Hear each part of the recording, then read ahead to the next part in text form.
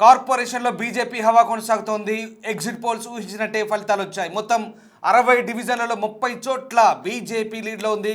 కాంగ్రెస్ పార్టీకి షాక్ ఇచ్చారు ఓటర్లు. ప్రస్తుతానికి సింగిల్ డిజిట్కే పరిమితమయ్యాయి కాంగ్రెస్ బీఆర్ఎస్. మొత్తం మీద కరీంనగర్ అర్బన్ ఏరియాలో మళ్ళీ ఓటర్లు బీజేపీకే పట్టం కట్టినట్టుగా తెలుస్తోంది. కార్పొరేషన్లోని 60 స్థానాల్లో బీజేపీ మొత్తం 30 చోట్ల అంటే సగానికి సగం స్థానాల్లో బీజేపీ హవా కొనసాగుతోంది. దీంతో ఈసారి కరీంనగర్ కార్పొరేషన్ తొలిసారిగా బీజేపీ మేయర్గా ఉండబోతున్నారు.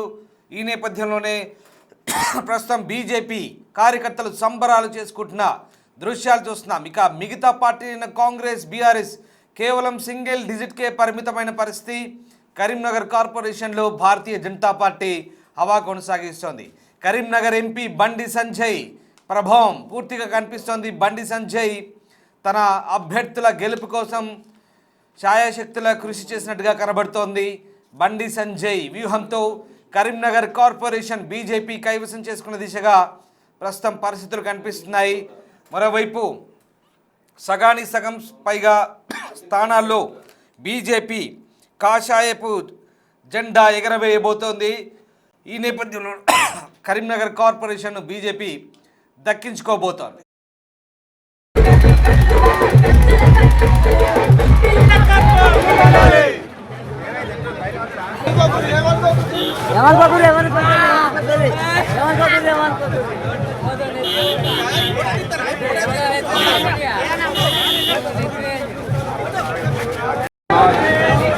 కుయిరా సంబరాలు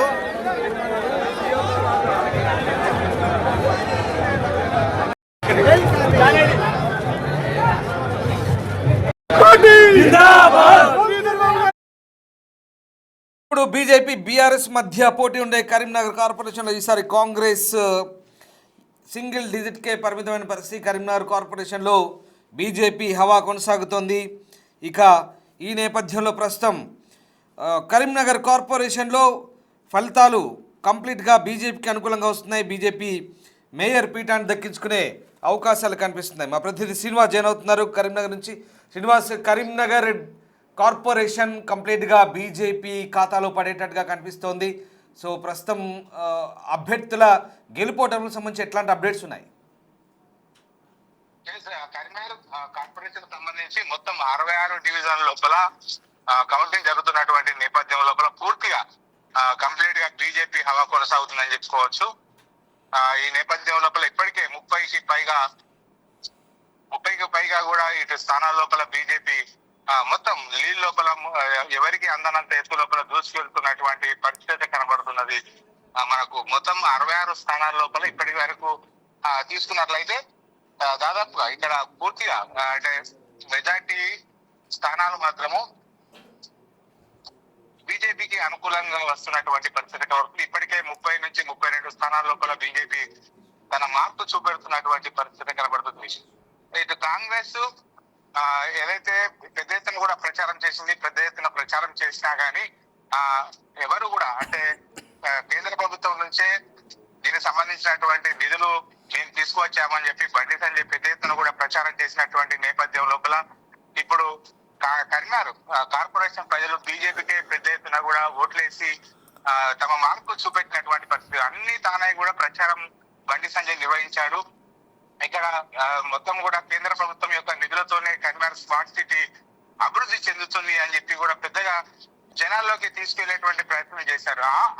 అవే ఇప్పుడు మొత్తం కూడా బీజేపీకి అనుకూలమైనటువంటి ఫలితాలు వస్తున్నటువంటి పరిస్థితి కనబడుతుంది. ఇటు కాంగ్రెస్ పార్టీ కూడా చివరి 2-3 దశల లోపల ప్రచారం లోపల హోరెత్తేసింది. మొదటి నుంచి కూడా ఇటు మంత్రులు గాని ఇక్కడ ఉన్నటువంటి ఇన్ఛార్జీలు గాని పూర్తిగా చేతులెత్తేసినటువంటి పరిస్థితి. ఎందుకంటే ఆ మంత్రులు పొన్నం ప్రభాకర్, ఇటు శ్రీధర్ బాబు, అడ్లూరి లక్ష్మణ్ కుమార్ ఉన్నారు కానీ వారు తమ నియోజకవర్గాల లోపల ఉన్నటువంటి పరిస్థితి. శ్రీధర్ బాబు లాస్ట్ 2-3 రోజుల లోపల ఇక్కడికి వచ్చి ప్రచారం నిర్వహించడంతో ఆ మాత్రం స్థానాలైనా కానీ కాంగ్రెస్ కు అనుకూలంగా వచ్చాయని చెప్పుకోవచ్చు.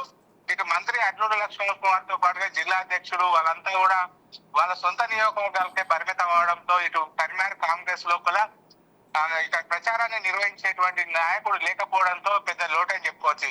దీన్ని పెద్ద ఎత్తున కూడా ఇప్పుడున్న పరిస్థితుల్లో కూడా బీఆర్ఎస్ వీక్ అవ్వడం, ఇవన్నీ కూడా బీజేపీకి కలిసి వచ్చినటువంటి అంశాలుగా చెప్పుకోవచ్చు. మొత్తానికైతే బండి సంజయ్ ప్రచారం చేసినటువంటి తీరు, తర్వాత కరీంనగర్ కార్పొరేషన్ అభివృద్ధి మా బాధ్యత అని చెప్పి మొదటి నుంచి కూడా చెప్తున్నటువంటి నిధులు, తర్వాత కరీంనగర్ కార్పొరేషన్ సంబంధించినటువంటి స్మార్ట్ సిటీ బీజేపీ ద్వారానే అభివృద్ధి చెందిందని చెప్పి ప్రజల్లోకి గట్టిగా తీసుకెళ్లడంతో అయితే పెద్ద ఎత్తున కూడా బీజేపీకి పట్టం కడుతున్నటువంటి పరిస్థితి కనబడుతుంది. ఇప్పటికే 66 స్థానాల లోపల దాదాపుగా 33 స్థానాలకు పైచిలుకు స్థానాల లోపల ఇటు బీజేపీ తన లీడ్ ను కొనసాగిస్తున్నటువంటి పరిస్థితి కనబడుతుంది. మొత్తానికైతే గత 2 సార్లు కూడా కార్పొరేషన్ ఎన్నికల లోపల పెద్ద ఎత్తున కూడా అభ్యర్థులను గెలిపించినటువంటి ఇటు బీఆర్ఎస్ మాజీ మంత్రి గంగుల ఎంత ప్రచారం చేసినా గానీ ఇక్కడ బీఆర్ఎస్ కనీసం డబుల్ డిజిట్ దాటని పరిస్థితి. అదేవిధంగా కాంగ్రెస్ కూడా ఇక్కడ నాయకత్వ లోపం కొట్టొచ్చినట్టు కనబడుతుంది.